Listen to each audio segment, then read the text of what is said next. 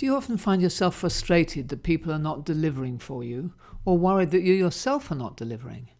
Mastering the skills of accountability can really help you solve both of those challenges, because accountability produces promises that are given and kept. Accountability in essence should be a request from one person, "Can I count on you?" and a response from another, "Yes, you can count on me," or "No, I will not be able to deliver that." Once that exchange happens and a yes is reached, then the relationship of accountability is in play.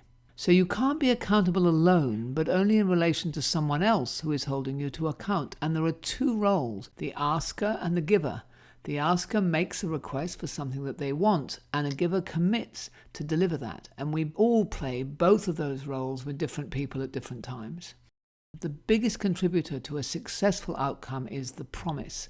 The more powerfully heartfelt that moment when the giver is able to clearly and consciously state, "You can count on me for that," the more likely the final outcome will be everything that the asker wants. The promise becomes like a contract.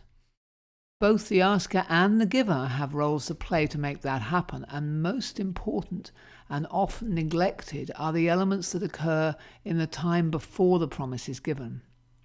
Because a promise, when given, must be that, a promise, and not just an intention.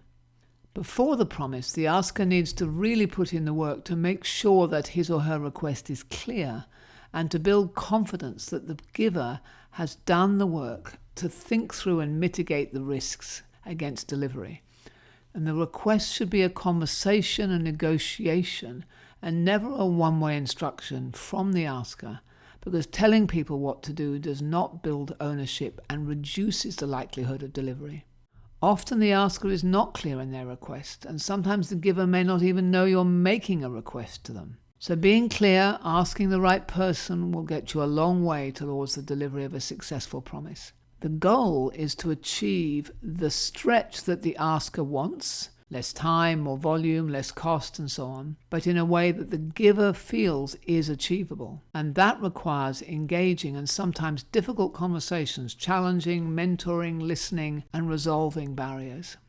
When the giver receives the request, they should be deliberate in their response. Sometimes take a pause, anticipate the risks to delivering, plan how you will overcome them, open a dialogue to work through the issues together so you can reach the point where you have a heartfelt, "Yes, you can count on me."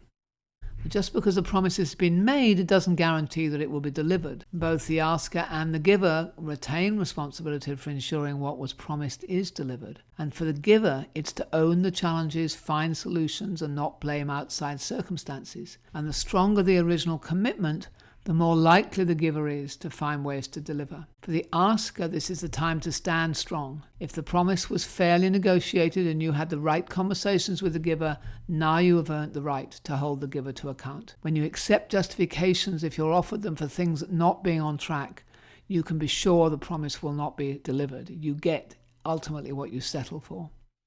At the end of the promise period, close the loop, acknowledge success, learn from failure, make decisions for the future. What needs to happen to improve accountability next time? For accountability, there are two roles, the asker and the giver, and two phases, before the promise is given and after the promise.